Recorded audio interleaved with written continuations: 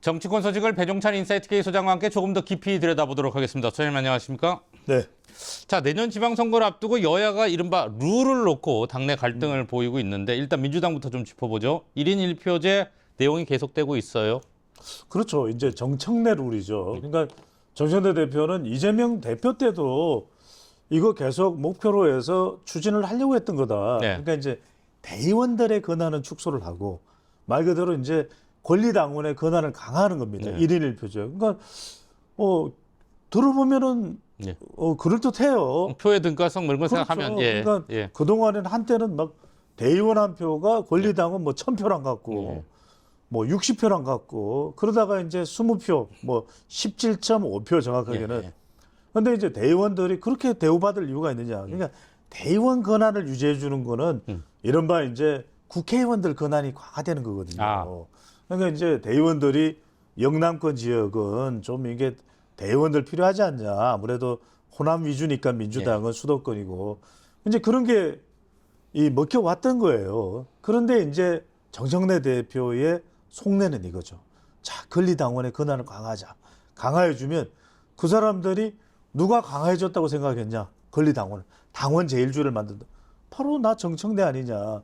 그리고 정청래의 뒤에는 누가 있느냐. 옆에는 누가 있느냐. 김어준이 있다. 예. 그러니까 이게 이제 이른바 세력이 규합이 되는 것이거든요. 그러니까 이제 딱 그렇게 이제 정청래 대표의 의중이 내비치니까 이른바 이게 뭐냐. 일단은 내년 지방선거 경선 때도 친정청래 이 체제를 강화하는 거 아니냐. 그래서 친청 행제, 예. 비청 행사 예. 이런 말이 나오는 것이거든요. 게다가 지방선거 끝나고 나면 뭡니까? 전당대회. 예. 그러면 지금부터 차곡차곡 쌓이는 당원들이 권리당원들이 누구 편을 들겠습니까? 정청래 대표. 예. 그러니까 본인은 당권을 한 번 더 차지하고 국회의원 공천권까지 꽉 진 다음에 대선으로 가겠다. 이러다 보니까 이제 정청래 대표를 견제하고 싶은 친명계, 뭐 김민석 총리도 전당대회 도전할 수 있는 것이고 그러다 보니까 이게 반발이 나오는 거죠. 이현주 최고위원, 그 다음에 강덕구 의원 이런 사람들은 이게 뭐 하는 거냐. 네. 충분한 수기 과정 없이 지금 진행하고 있는 모양새를 보니까 아니 권리당원 권한을 강화하는 거는 이해가 되는데 친정청래 체제로 만드는 거 아니냐. 예. 여기에 대한 이제 불만이 나오는 거죠. 근데 제가 이거 잘 몰라서 여쭤보는 건데 예. 이게 지금 지방선거 경선 룰을 논의하기 위한 자리에 사실 이 1인 1표제는 지방선거의 경선과는 관계가 없잖아요. 당대표 선거나 그런 거 아닌가요? 아닙니다. 예. 지방선거 경선하고도 관련이 있어요. 예. 그러니까 예비경선, 지방선거의 예비경선도 100% 권리당원. 100% 예, 그거는 알겠는데 예. 요 1인 1표제 예. 요거는 당내 선거 그러니까 당대표 선거나 최고위원 선거 때 적용되는 거잖아요. 그러니까요. 그 논의를 지금 같이 시작하는 것이 예. 시점상 원래 맞는 겁니까? 아니 그래서 이- 이른바 정청래 대표 체제 강화 아니냐. 예. 이런 이제 의심이 나오는 거죠. 가뜩이나 예. 그것이 이제 이재명 대표 쪽에서는 이건 뭐야 하고 심기가 불편할 수가 있는 이재명 것이고. 대통령 쪽에서 그렇죠. 대통령 쪽에서는. 예. 게다가 또 이걸 일사불란하게 추진한 시기가 대통령이 국내에 없을 때, 예. 순방 중일 때. 그러니까요. 그러니까 여기 상당히 좀 심기가 불편할 수가 있는 것이고 실제로 이제 대통령이 최근에 이화영 전 부지사 이 검사들이 퇴정한 거라든지 예. 또 이제 이 김용현 이 전 국방부 장관이 이 일자 재판장에 대한 모독이죠. 이 김용현 이 전 국방부 장관이 변호인들이 재판에서 예. 본인에 대해서 정말 경로를 한 것이거든요. 그것도 따지고 보면 약간 정청래 대표의 최근의 행보를 경계하는 것일 수도 있어요. 왜? 내 지지층을 모아서 내가 결집시킬 텐데 네. 왜 이렇게 정청래 대표가 설레발을 치지? 하는 것에 대한 견제 의미도 담겨 있는 거죠. 알겠습니다. 자, 또 하나 쟁점이 민주당 지도부의 지금 최고위원들이 대거 지방선거에 출마를 하잖아요. 그럼 이제 이 사퇴를 하도록 되어 있는데 12월 3일까지. 그럼 비대위 구성 가능성까지 얘기가 나오는데 이게 맞나요? 비대위는 비상 때 하는 거잖아요. 그렇죠. 그런데 이게 왜 그냥 비대위 이야기가 나오냐면 이게 지금 최고위원들이 내년 지방선거입니다. 일단은 첫 번째는 지방선거. 예. 지방선거에 이 전현희, 예. 또 김병주, 예. 한준호, 예. 지명직 최고위원이 예. 또 이 지금 서삼석, 예. 황명선 이까지도 이야기가 나오거든요. 그러다 보니까 이제 이들이 만약에 이 최고위원 자리를 내려놓게 되면 아니 우리도 뭐 국민의힘의 경우에도 봤잖아요. 네. 최고위원 숫자가 뭐 4명 밑으로 내려가게 되면은 이게 지도부가 해체되고 예, 맞죠. 비대위가 만들어지는 네. 거 아니냐. 그러면 어떻게 되겠습니까? 이게 일종에서 나오는 이른바 이 정청래 체제에 대한 이재명 대통령계의 친명계의 또 반격의 의미도 좀 약간 해석할 수 있겠죠. 냄새가 나거든요. 누군가는 그렇죠. 예, 냄새가 예. 나거든요. 예. 근데 이제 따지고 보면 예. 정청래 대표인들 지금 비대위로 넘어가는 것을 놔두겠어요. 또 그리고 대통령도 예. 지방선거 앞두고 이렇게 비대위가 구성되고 혼란스러운 걸 바랄까요? 그러니까 정작 이렇게 이 최고위원들이 자리를 내놓고 왜냐면 이게 경선에 나서려면 당내 보직을 몇 월 며칠까지는 12월 5일까지인가 그래요. 3일이요. 예. 3일입니다. 예, 다음 주. 예. 사퇴를 해야 되거든요. 예, 예. 그러다 보니까 이제 그 규정 때문에 이제 그런 건데 교통정리를 하겠죠. 왜냐하면 최고위원들이 나가겠다고 조금이라도 생각한 사람들 또 거론된 사람 다 나가겠어요. 그러니까 그런 혼란을 막기 위해서라도 비대위라니 무슨 말입니까? 집권 여당이 지금 뭐 이 대통령 예. 이 정부가 출범한 지 뭐 5개월 6개월밖에 안 예. 됐는데 지방선거를 앞두고 예. 지금 중요한 또 정치적인 국면인데 전국 상황인데 비대위 체제다 말이 안 되죠. 그래서 이건 뭐 그런 우려와 그런 또 업무론도 나오고 있습니다만 비대위가 출범하지 않도록 교통 정리를 그만두는 보직에서 물러나는 최고위원직에서 물러나는 의원들에 대한 교통 정리는 있을 가능성이 높고 보입니다. 예. 그럴 것 같습니다. 네. 국민의힘 얘기 좀 해볼게요. 지방선거 여기도 경선 룰 놓고 지금 시끄럽습니다. 지금 원래 당심 50, 민심 50인데 지금 당심 70, 민심 30으로 바꾸는 방안이 추진이 되면서 수도권하고 소장파 의원들이 반발하는 모양새예요. 이건 어떻게 보세요? 그러니까 이 당원 강화라는 게 뭘까? 그러니까 당원 강화라는 게 결국 충성심이에요. 예. 왜? 당심이잖아요. 예. 그러니까 김기현 전 대표를 뽑을 때도 그때 전당대회 때도 뭡니까? 당심 100%. 예. 그랬더니 그때 그 당심은 뭡니까? 유심이라고 그랬죠. 예, 예. 그럼 지금 장동혁 대표 체제에서 당심이 당칠 민삼이면 어떻게 됩니까? 네. 그 당심은 장심이라고 또 그러겠죠. 아, 그러니까 이게 결과적으로 이른바 친장 체제. 네. 이 경선을 앞두고 또 전국 상황에서 지금 장동혁 대표의 기반을 더 강하기 위해서 아직까지는 좀 약하다고 보는 거겠죠. 그렇게 이제 읽힐 수가 있는 겁니다. 네. 그러다 보니까 수도권이나 그리고 또 이 친장동혁계로 분류되지 않는 또 소장파도 있고요. 지방선거에 예. 나서는 사람들도 있을 예, 거 아니에요. 예. 그 사람들 생각에는 우리는 그러면 경선이 어려워지네 생각 안 할 수가 없을 거 아닙니까? 그러다 보니까 이제 반발이 나오는 거죠. 그러니까 그럴 수밖에 없는 게 지금 이제 당 70%로 강화되면 상당히 이 부분에 있어서도 당 내에서 혼란스러울 테고 하지만 그럼에도 불구하고 장동혁 대표는 당심 70%로 더 이 장동혁 대표 체제를 강화하겠다 이런 상황이 벌어지는 거죠. 민주당도 친 정청래 체제, 예. 지금 국민의힘도 친 장동혁 체제가 예. 강화되는 것인데, 근데 따지고 보면 본선 경쟁력만 생각하면 예. 충성심을 강화할 것이 아니라 외연을 확장해야 되는 것이거든요. 본질적 의문이에요, 사실. 그런데 예. 지금 민주당도 국민의힘도 네. 다 지금 일단 진영 대결 구도 속에서 이 대표 지도부 체제를 강화하는데 지금 혈안이 돼 있다, 예. 몰두하고 있다 이렇게 봐야 되죠. 단어와 방식이 다를 뿐이지 같은 맥락으로 바뀌어. 그러니까요. 뭐 그럴 만한 이유도 있겠죠. 예. 장동혁 대표도 아니 그렇다면 내가 흔들흔들 거려야 되느냐. 우리 체제를 강화해야지. 그리고 당에 대한 충성심이 잘못된 거냐. 그럼 애국심도 잘못된 거냐. 예, 그렇도 있다. 이렇게 이제 주장을 할 수는 있습니다만 예. 아주 냉철하게 이제 우리가 네. 본선 경쟁력을 따져봤을 때는 당신보다도 민심이 또 더군다나 기존이 당심 50에 민심 50이었거든요. 네. 이거를 이제 변경하는 이 속뜻은 속내는 아무래도 지도 체제 강화에 있을 것이다라고 봐야 되겠죠. 이걸 조금 더 본질적으로 보면 네. 결국은 이제 보수 대연합이나 다른 진영, 그러니까 다른 그 개파든 지금 바깥에 있는 분들이 들어올 수 있는 여지가 점점 좁아지는 거야. 그렇죠. 선을 그어버리는 거죠. 그죠? 그러니까 일각에서는 이게 이제 뭐 나경원 의원이 서울시장에 예. 이 나가기 위한 이 밑밥을 깔아놓는 것이다. 밑자락을 깔아놓는 것이다. 근데 그건 별개의 문제겠죠. 이제 그거는 나경원 의원이 아무리 지방선거 총괄 기획단장이라도 본인은 또 공정하게 또 경선이 진행될 수밖에 없고 또 현직 시장과 아무리 같은 당 소속이지만 맞붙어서 어떻게 될지도 모르는 것이기 때문에 뭐 지나치게 나경원 의원의 욕심 때문에 이렇게 바꾼다기보다는 기본적으로는 또 근본적으로는 장동혁 대표 체제 지금 단단하게 기반을 다져야 되거든요. 그런 속뜻이 있다.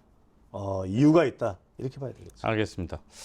오늘 이제 빅 이슈 중에 하나가 이제 국민의힘 추경호 의원에 대한 체포 동의안 표결인데 여당 주도로 가결이 됐어요. 그러면 다음 주에 이제 다음 주가 비상계엄이 있던 1주년 그렇습니다. 시점입니다. 그래서 지금 2일쯤에 이제 일정상으로 예. 이제 구속영장 실질 심사가 된다고 하는데 예. 이게 왜냐하면 정말 전국의 대분수령이 될 거예요. 아. 시점상으로도 모든 국민들의 관심이 비상계엄 쪽에 쏠려 있거든요. 예. 근데 비상계엄 당시에 여당의 원내대표였어요. 그러니까 이제 추경호 의원이 당시의 원내대표가 내란 중요 임무 종사 혐의로 구속영장이 발부된다. 네네. 그럼 민주당은 어떻게 하겠어요? 민주당에서는 팔아. 결국 내란 정당이지 않냐. 그래서 구속영장이 발부되는 것이다. 위헌 정당 해산 심판 청구로 들어가면서 바로 국민의힘을 압박할 것입니다. 시기도 이제 이 비상기엄 1년이 되는 시기잖아요. 네. 근데 반면에 네. 만약에 기각이 됐다. 그럼 국민의힘에서는 대반격의 이제 모멘텀을 잡는. 봐라, 지금까지 내란몰이 해온 것이고 내란 중요임무 종사자라고 이야기를 하는 아니 추경호 의원이 결국에는 아닌 것으로 기각이 됐지 않느냐. 그러면 이건 그동안에 이 민주당이 말 그대로 내란몰이를 해왔던 것이다. 내란 프레임을 만들어왔던 것이다. 대반격이다. 이렇게 이제 나가겠죠. 그런데 참 한번 우리가 냉정하게 한번 따져보자고요. 구속영장이 발부되는 것은 네. 범죄의 중대성, 그러니까요. 또 증거인멸. 예, 도주 우려 뭐. 추경호 의원이 어떤 예. 증거인멸을 하겠습니까? 휴대폰까지 다 예. 포렌식 됐을 텐데. 그다음에 도주 우려인데 예. 어디로 도망가겠어요? 예. 대구로? 어디로? 강릉으로? 어디 보령으로? 예. 도망갈 데가 없어요. 근데 이제 또 더군다나 법적으로 충분히 따질 여지가 있다면은 이 방어권 보장을 위해서도 쉽사리 또 구속은 할 수 없는 것이거든요. 예. 그런데 그러면은 법조인이 보더라도 70에서 80%는 구속이 어렵다고 보는 거예요. 네. 그런데 최근에 이 상황이 시기적으로 보십시오. 딱 비상기엄 1년 되는 시점. 예. 민주당이 최근에 계속해서 이 사법부를 또 압박해 오고 있죠. 예. 재판부를. 더군다나 대통령까지 지금 사법부에 대해서 또 상당한 이 영향을 또 주고 있죠. 이런 상황에서 심상치가 않은 거죠. 그럼 민주당은 특검도 이번에는 밀리면 안 된다는 생각을 가지고 있기 때문에 법적으로만 본다면 70, 80, 90%는 기각이 될 가능성이 높고 구속될 이유가 없어요. 그럼에도 불구하고 이런 정치적인 상황을 본다면 정말 예외적이고 또 전망과는 틀릴 수 있지만 다를 수 있겠지만 구속영장이 발부돼 이런 상황이 올 가능성도 배제할 수는 없을 것으로 보여요. 네, 알겠습니다. 지금 추경호 의원에 대한 체포동의안 뭐 구속 여부와 함께 지금 말씀하신 대로 다음 주가 되게 중요한 분수령이라고 얘기하셨는데 비상계엄 1년이 되는 시기죠. 이제 장동혁 대표 국민의힘 사과할 거냐 말 거냐, 사과해야 한다 아니다 이런 논쟁들이 있어요. 이건 어떻게 정리될까요? 저는 사과한다고 봅니다.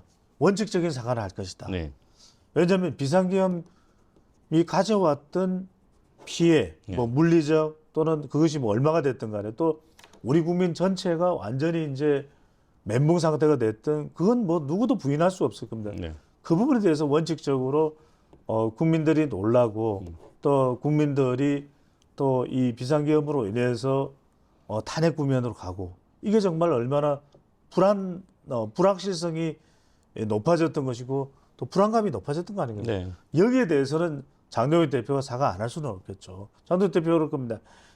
국민들이 불안하게 했던 그 점은 또 국민들이 힘들었던 그 점은 충분히 이 장동혁 대표 저는 사과를 합니다. 이렇게 이야기를 하겠죠. 그런데 이제 이 민주당에서 줄기차게 요구하고 안 비슷했나요? 비슷했습니다. 네네네. 예. 워낙 이제 사안이 중대하니까 예. 이렇게 표정 관리를 한 거. 관리를 하신 예, 거군요. 네네. 좀 반응이 없어서. 네. 예. 근데 이제 이것을 이 줄기차게 민주당에서 장동혁 대표에게 요구하는 것, 또 네. 이제 보수 지지층에서도 이제 일부에서 또 일각에서 요구하고 있는 것은 탄핵 반대와 손절해라. 네. 또 윤석열 전 대통령과 손절해라. 예. 이걸 이제 강조하고 있는 것은. 근데 이건 장동혁 대표가 참 하기는 어려울 거예요. 왜 그러냐면 장동혁 대표 그걸 몰라서가 아니라 예. 장동혁 대표를 당대표로 우뚝 세워줬던 그 지지 세력은 탄핵 반대. 또 그리고 윤석열 전 대통령과의 관계를 여전히 중요시하고 있거든요. 그리고 민주당에게 또 책임을 또 묻고 있고. 그러면 장동혁 대표가 그 이야기를 했어요. 이 머리를 수그린다고 해서 민주당은 그것을 더 내란으로 몰아갈 것이고, 허리를 수그린다고 해서 그것을 진정성 있게 받아들이지 않고 더 그것을 몰아갈 것이고, 이런 이야기를 하고 있기 때문에 예. 이미 장동혁 대표도 그렇고 나경원 의원도 원칙적인 사과 이야기는 했거든요. 예. 그런 만큼 원칙적인 사과는 하되 지금 여권에서 강력하게 장동혁 대표에게 요구하고 있는 윤석열 전 대통령과의 손절 또는 탄핵 반대에 대한 사과와 반성은 사과의 반성에까지 이르기는 네. 어려울 것으로 전망이 됩니다. 알겠습니다. 그 끝으로 지금 이제 대장동 항속 포기 논란 관련해서 국회 법사위 차원의 국정조사에 이제 민주당이 주장해왔던 거죠. 이것을 국민의힘이 수용할 뜻을 밝혔어요. 그리고 어쨌든 국정조사를 하자. 뭐 이런 톤으로 얘기를 하는데 이거는 가능성이 어떻게 보세요? 저는 불가피하게 네. 어쩔 도리 없이 국민의힘이 이 제안을 할 수밖에 없는 것 같아요. 여러분들 이 내용이 뭐냐면 대장동 항소 포기에 대해서 국정조사를 하자고 했더니 이게 동상이몽이에요. 그러니까 민주당은 검찰의 조작 기소를 국정조사하자. 예. 국민의힘에서는 이 윗선에서 영향을 준 이재명 대통령이나 정성호 법무부 장관의 또 윗선에서 영향을 줬던 검찰 고위직들에 대한 그 부분을 조사하자. 예. 이 내용이거든요. 그런데 이제 국민의힘에서는 특별위원회를 별도로 구성하자. 법사위에서는 도저히 이거는 뭐 예. 추미애 법사위원장에서는 기대할 수가 없으니까. 그런데 이제 이 여당은 민주당은 법사위에서 하자 이 이야기거든요. 그런데 뭐 이게 서로 생각이 다르니까 절대로 이거 받아들일 리가 없는데 국민의힘으로서는 그러면 이 대장동 항소 포기를 놓칠 수밖에 없습니다. 그런데 대장동 이 항소 포기는 너무나도 중요한 이슈이기 때문에 그럼 하자. 예.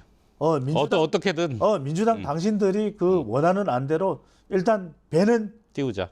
이게 됐는데 민주당도 사실은 적극적이지 않았던 거예요. 예. 왜냐면 대장동 항소 포기 이거는 이 배가 출범을 해버리면은 민주당으로서는 수세에 몰릴 수밖에 없습니다. 이슈가 계속 될 테니까요. 그러니까요. 그러다 보니까 또 대장동 일당의 부당이익 환수를 위해서라도 해야 되는데 안 할 거야 그러면 이거는 여론을 생각해서라도 거부할 수가 없거든요. 피해갈 수가 없거든요. 그런데 다만 이제 이 민주당이 믿는 구석은 법사위. 법사위에는 누가 있습니까? 추미애 위원장이 있죠. 그래서 저는 법사위가 주도하는 국정조사를 할 수밖에 없고 여기에는 민주당도 손을 빼고 발을 뺄 수 없기 때문에 할 것이다. 그런데 민주당이 믿는 구석은 또는 국민의힘이 별로 기대를 하기 어려운 상황은 뭐다? 누가 있기 때문에 추미애 위원장, 추미애 장군이 있기 때문이다. 그래서 결론적으로 말씀드리면 이 대장동 항소 포기 국정조사가 법사위 주도로 이루어지면 뭔가 얻어낼 가능성이 있다 없다? 없다가 될 것으로 보입니다. 그러니까 현재의 뭐 조작 기소나 혹은 외압 의혹 이 부분들이 그냥 평행선을 달리면서 법사위 내에서 논쟁이 일어나는 모습을 보게 될 것이다 이런 얘기신 거죠? 황상현 의원은 법사위를 우습게 보는 겁니까? 제가 법사위원장입니다. 더 이상 나경원 의원을 간사로 할 수는 없습니다. 추미애 위원장을 지금 표현하고 계신 거죠? 지금 추미애 지금 또 국민의힘의 조건은 나경원 의원을 간사로 하는 조건으로 국정조사를 추진하자고 얘기하는 것입니다. 근데 이걸 받아들일까요? 추미애 위원장이 절대로 안 받아들일 거예요. 그래서 저는 추미애 위원장이 주도하는 법사위의 국정조사가 되겠지만 잘 될 턱이 없다. 네, 오늘 여기까지 듣겠습니다. 고맙습니다. 감사합니다.